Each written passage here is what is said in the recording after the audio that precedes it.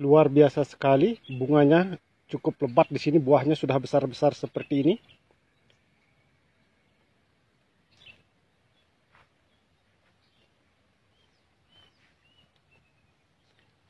Ini buahnya sangat besar-besar dia. Kalau kita lihat dari posisi bawah, sangat lebat sekali, luar biasa. Dan yang terpenting di sini tidak melakukan perampelan tunas produktif. Karena tunas produktifnya hampir sama besarnya dengan batang utama. Nah, ini merupakan batang utama tengahnya ini, sedangkan ini merupakan tunas produktif. 1, 2, 3, 4, 5, 6. Kita sisakan 6. Sedangkan yang ini masih cukup kecil, tetapi dia sudah berbuah juga seperti ini.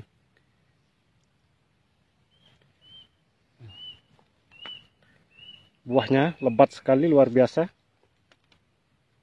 Ini sampai mereng-mereng pohonnya.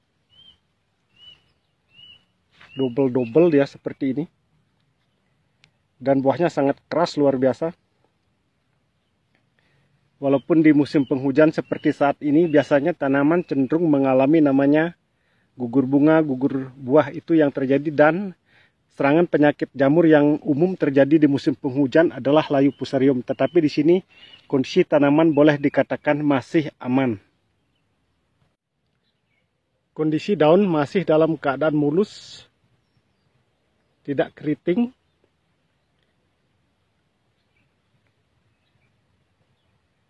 Hal yang sangat penting yang harus kita perhatikan dalam perawatan tanaman cabai adalah penggunaan unsur hara khususnya di musim hujan. Jika kita salah memberikan unsur hara, maka yang terjadi tanaman akan mengalami namanya layu fusarium, busuk batang, bahkan yang sangat parah biasanya penyakit antranoksa atau busuk buah.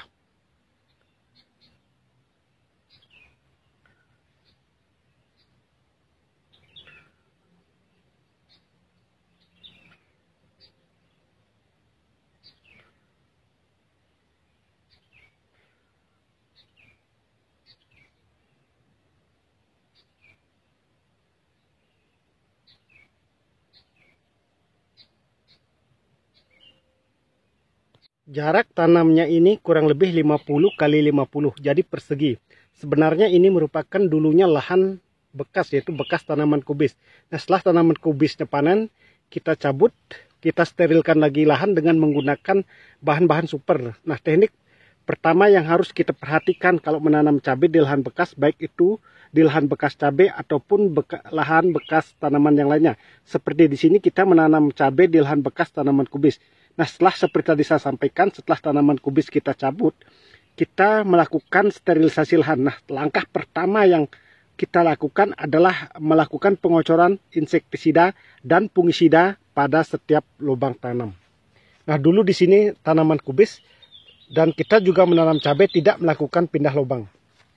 Nah, seperti tadi saya sampaikan, kita mengocor dengan insektisida yaitu Risotin, dan sedangkan fungisidanya kita memakai bahan aktif mancozeb. Kita pakai 2 sendok makan, sedangkan Risotin kita pakai 30 ml untuk 1 tangki semprot. Dan lebar bedengannya di sini tidak terlalu lebar, hanya 90. Sedangkan selokannya di sini hanya 60.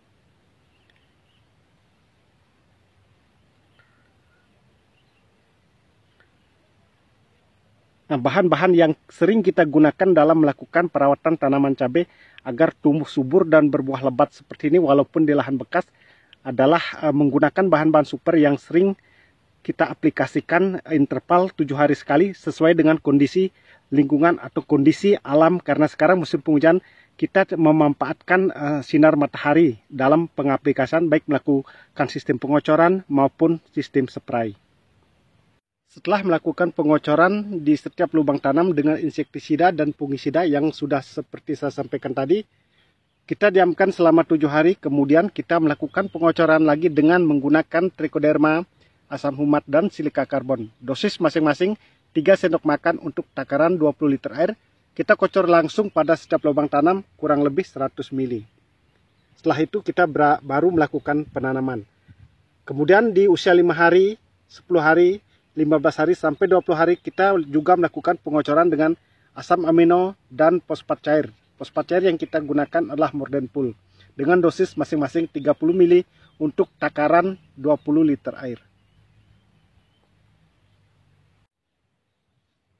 Agar buah ini tetap aman, tidak rontok, kental, dan juga bobotnya menjadi sangat berat di waktu panen, kita menggunakan nutrisi yang sangat super sekali yang sering kita gunakan setiap penanaman cabai. Kita menggunakan suplemen tanaman fase generatif, yaitu kita menggunakan Kalinet, yaitu kalium cair dengan kandungan fosfat 12,33%, kaliumnya 13,80%, sedangkan boron 1,62%. Ini sangat bagus sekali digunakan untuk tanaman cabai di fase generatif atau di fase pembuahan seperti saat ini. Nah, dosisnya kurang lebih kita memakainya 3 tutup botol ini atau 30 ml untuk takaran 1 tangki semprot.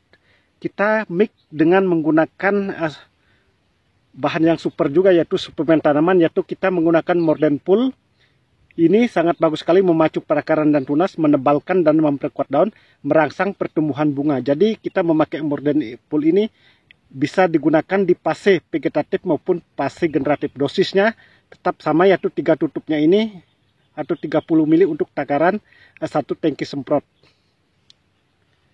Selain daripada 2 bahan tadi, kita khususnya agar tanaman cabai tetap daunnya mulus, tidak mengalami namanya kuning, kita memakai yaitu Pitaron SL. Nah, Pitaron SL ini sangat bagus sekali. Ini merupakan suplemen tanaman juga, di mana memulihkan kondisi sel-sel tanaman setelah terdampak serangan virus, fungi, bakteri, dan pengaruh cuaca buruk. Ini sangat bagus sekali. Kita memakai 1 tutupnya ini. Ini 1 tutup kurang lebih 30 ml.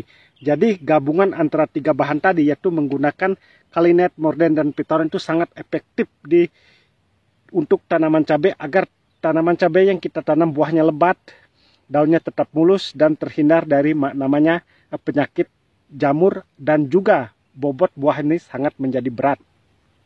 Sedangkan insek yang kita pakai adalah kita menggunakan bahan aktif abamectin seperti ini.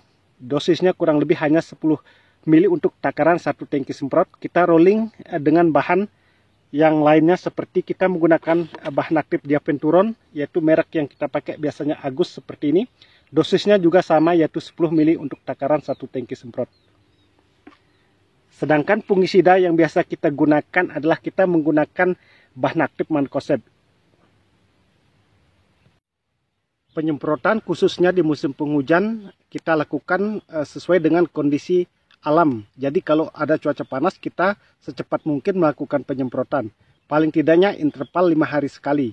Itu pun tergantung daripada hujan. Kalau hujan setiap hari, kita mengambil celah di mana tidak ada hujan, baru kita melakukan penyepraian. Terima kasih kawan-kawan semua. Semoga apa yang saya sampaikan ini dapat bermanfaat untuk kita semua. Dan semoga kedepannya kita menjadi sukses sama-sama.